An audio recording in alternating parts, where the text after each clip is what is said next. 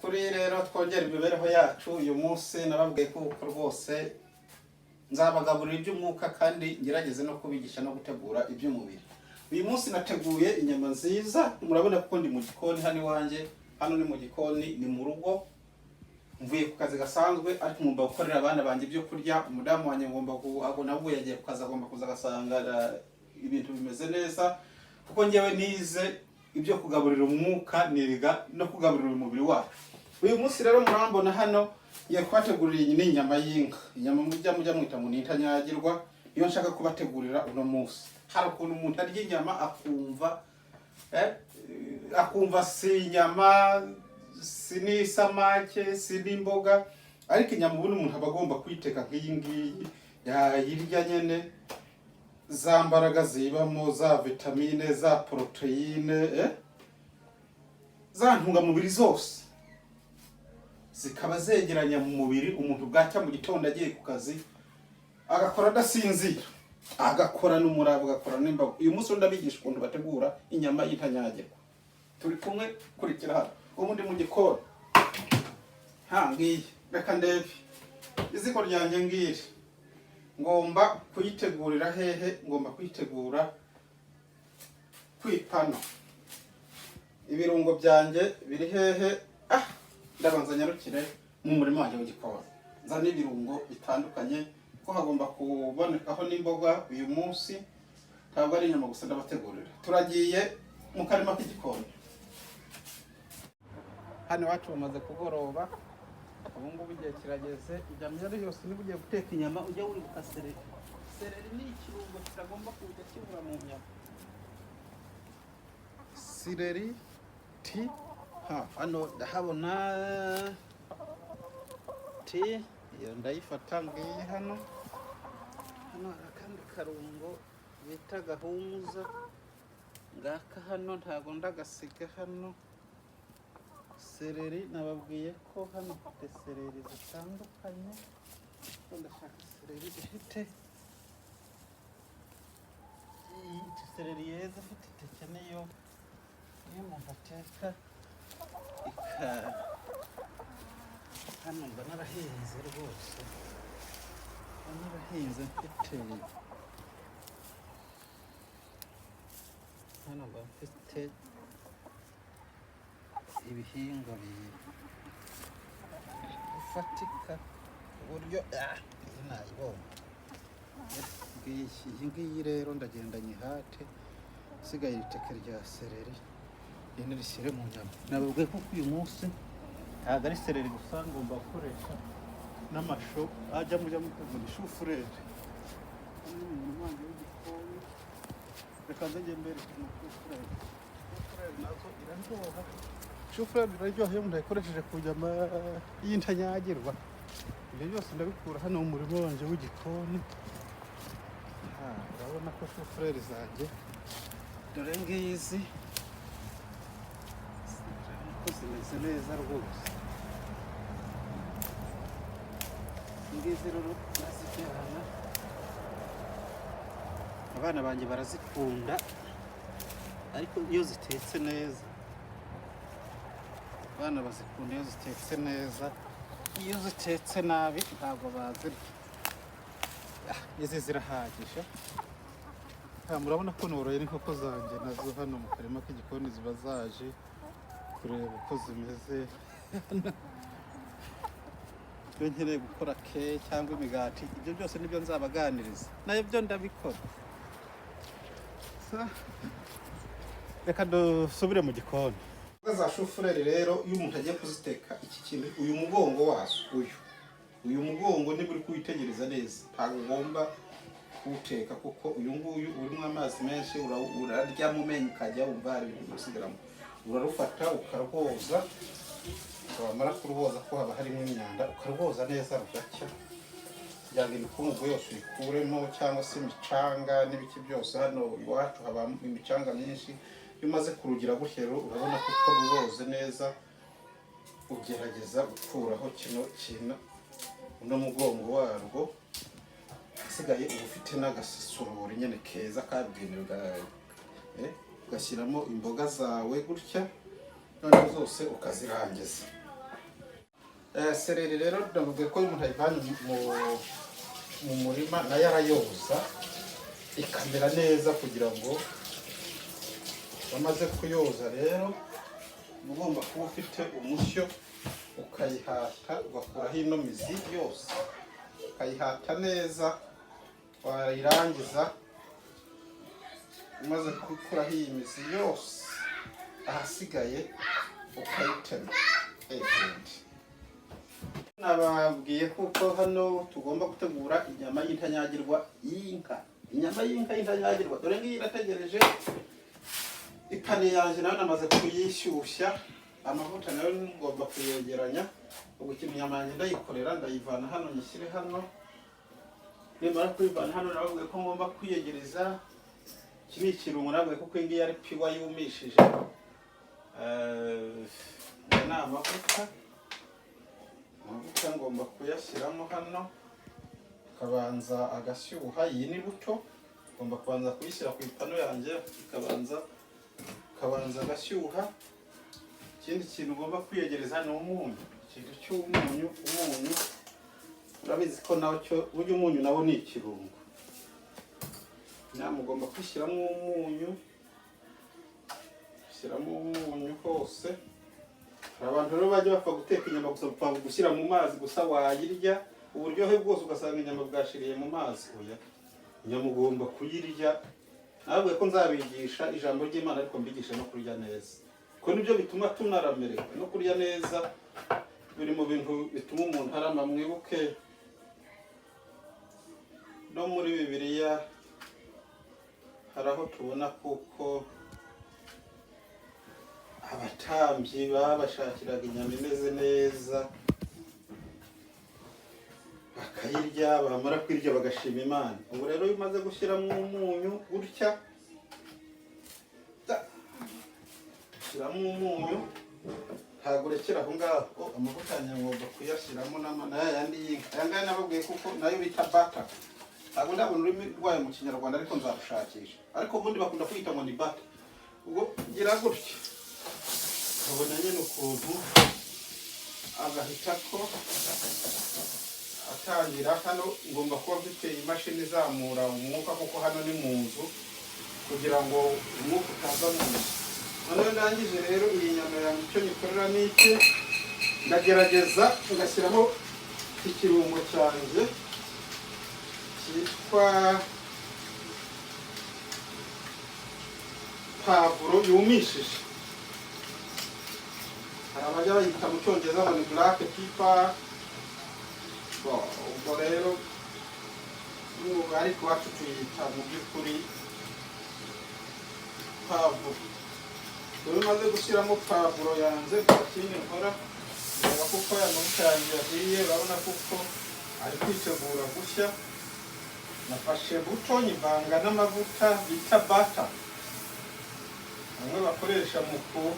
Urabona kuko kabisa byahiye. Asigaye ngafata ya nyama yanjye nashyizemo umunyu, nashyizemo ikirungo cya pavuro, asigaye nkayishyiramo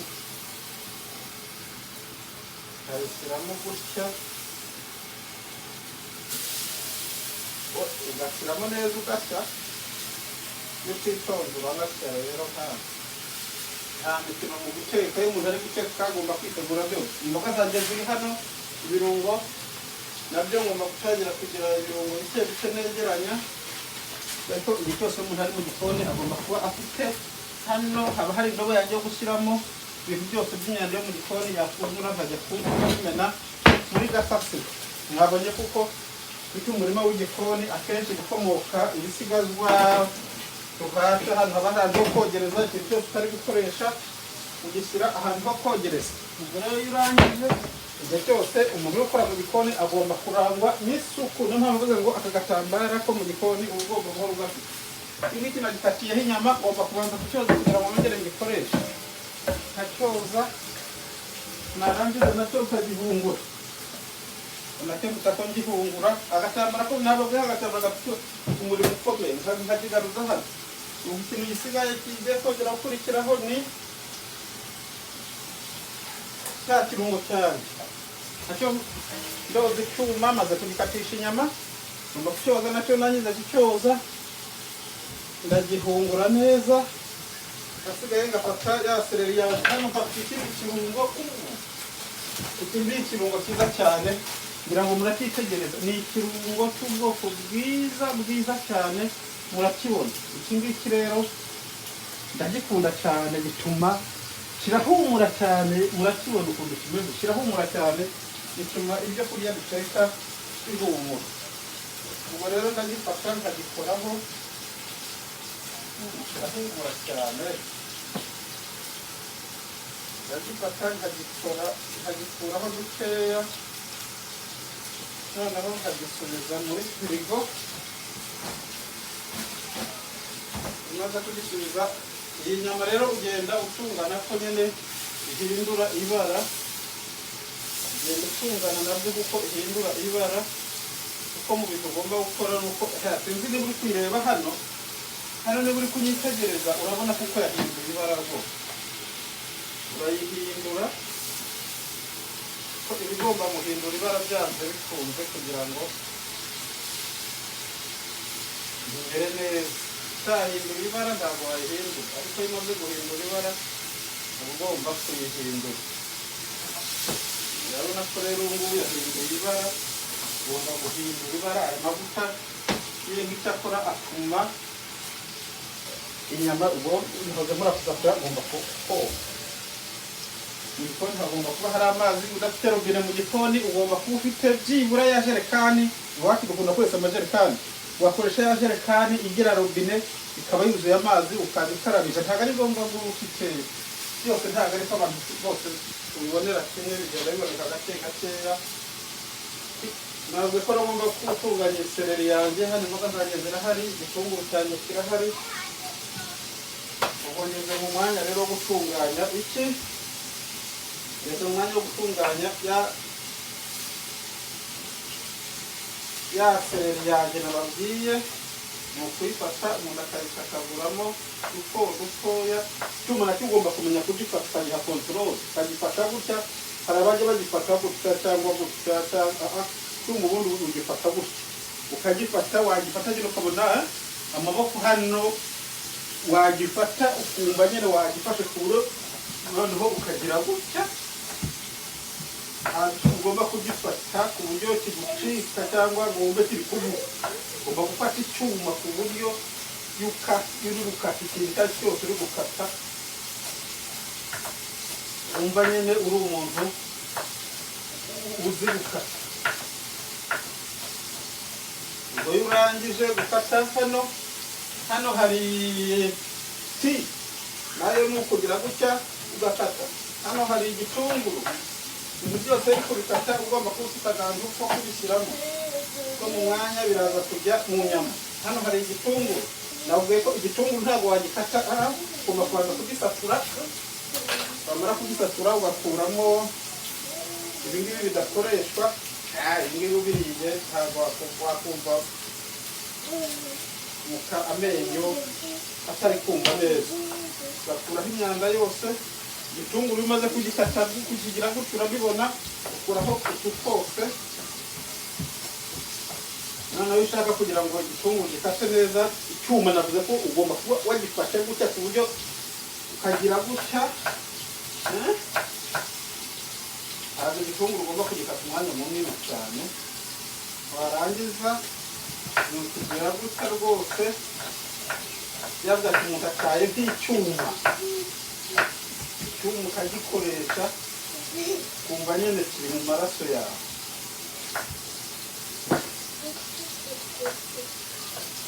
Iyo birangije ibingibi bigomba kujugunywa ahantu hagomba kujugunywa ibidakoreshwa. Ubu ngubwo inyama yanjye ndi kureba kuko yahinduye ibara hano nayo. Okay. Ubu rero ya nyama yanjye iri hafi yo gushya, saha irenda kugera. Ngeze mu mwanya wo kugira ngo za mboga zanjye nazo y'amashu zijya twita shufurere nazo yo ziri uruhande rw'inyama itetse neza ziraryoha. Nazo rero amavuta ni aya ngombwa, aya tuyita buto. Hari amavuta nyamabwira mutagomba kwibagirwa. Hano ho dutuye bayita suma, ariko ubundi wacu bayita bata.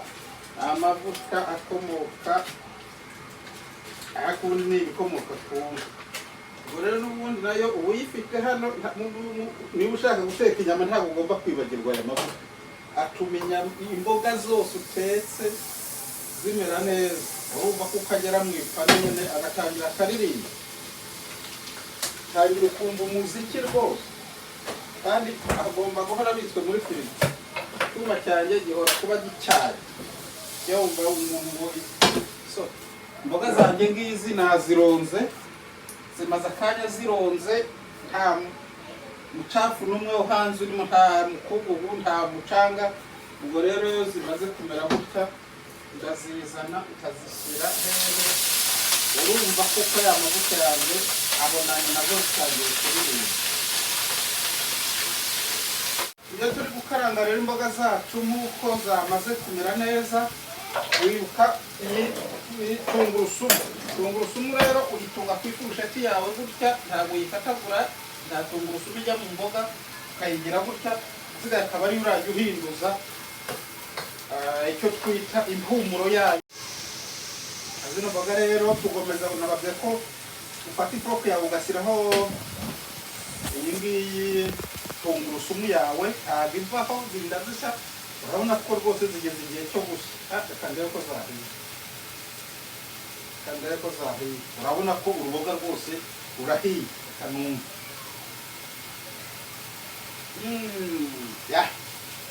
Ka karungo kanjye nako nkagashyiramo. Iki ni ikirungo utagomba kwibagirwa mu bintu. Umunyu nawo ni ikirungo ugira nka gutya,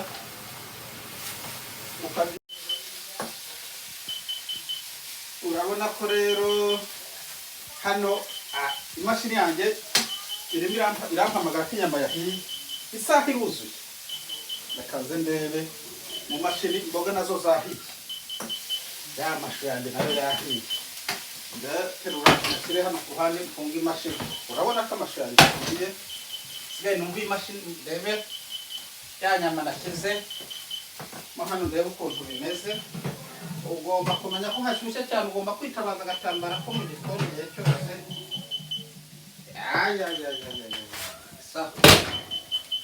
Hano uko byagenda kose, kabagari kusa kuguha imashini. Uko byagenda kose, n'umuceri wanjye nawo wamaze gushya.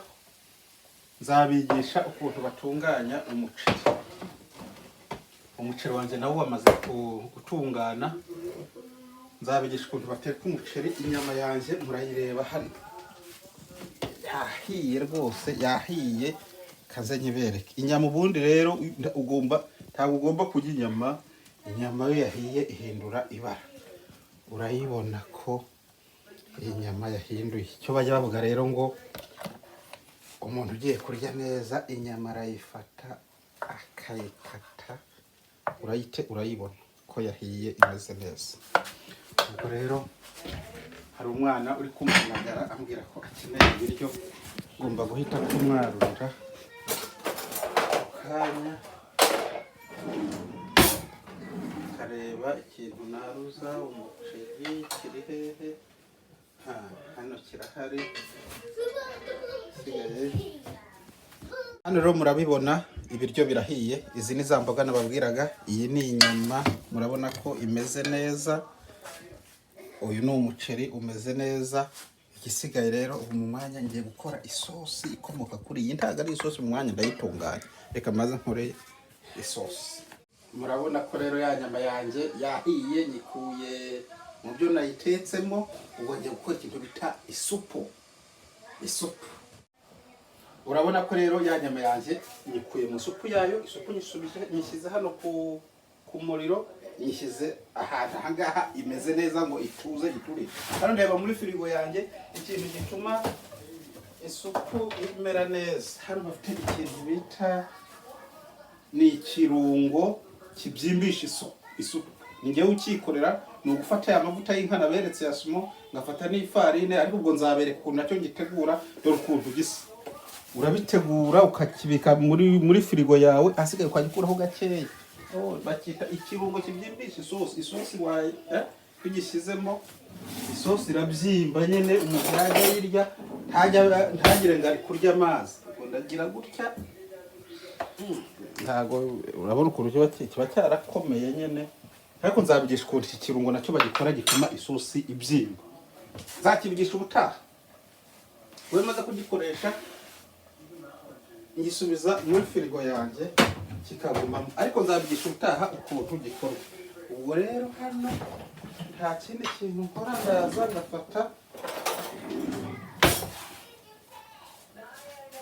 uyu mutozo wanjye noneho nkanyuza muri ya sosi kugira ngo cya kirungo kibyimbishe isosi. Urabona isosi yanjye ko iri kubira, cya kirungo kibyimbisha isosi nkanyuza mu mutozo kugira ngo nyine isosi ibyimbe. Agomba kumuricana umuriro, agomba kugira isosi. Rero nakoze isosi y'inyama, ntabwo igomba kuba ari amazi. Urayibona hano ukuntu imeze, washyizemo cya kirungo gituma ibyimba, iragenda nyine urayibona ukuntu imeze. Ubwo rero navuze ko hari umwana ushonje, reka nze ikorere ibyo kurya arya. Ubwo mfata ya nyama yanjye yahiye neza, urayibona ukuntu yahiye, nkayishyira hano gutya, nkahereza rwose inyama. Ntababwiye kuko umuntu mukuru ntagomba kurenza amagarama 200. Umwana nawe byibura mutoya ntago yagombaga kujya munsi y'amagarama 100 y'inyama. Aya ngaya arahageze. Noneho rero ngafata ya sosi yanjye, ngafata ibyo maze kugira. Urabona ya sosi iyo uyimenye ku nyama ukuntu ihita imera, ihita ko nyine igenda ikabumbatira ya nyama. Rero maze gushyiraho, umushyiraho n'imboga, ukamushyiraho na za mboga zawe wateguye, mbega ibintu bigasa neza nyine. Ibiryo nabyo iyo bireba neza usanga n'umuntu ugiye kubirya areba neza. Samantha, come here. Come. Umwana yabona ibiryo biteguye neza. Samantha, wageze hano? Samantha, reka nza ngushyire. Rero ubu ngubu umwana wanjye agiye kuryoherwa, urabona kuko agiye kurya ibiryo byuzuye neza. Dore nguyu n'umushyo, hasigaye ibiryo bikaryoha. Bon appetit. Ubutaha nzabigisha ukuntu bakora iki kirungo gituma isosi yongera uburyohe kandi ikabyimba. Shaka no kuzabigisha guteka ikawa, guteka kafe, guteka ikawa nyine wanywa kafe ukirirwa umeze neza udasinzira. Mugire umugoroba mwiza, reka mvuge ngo ciao ciao. Ubu tumwanya turajya ku meza, murakoze.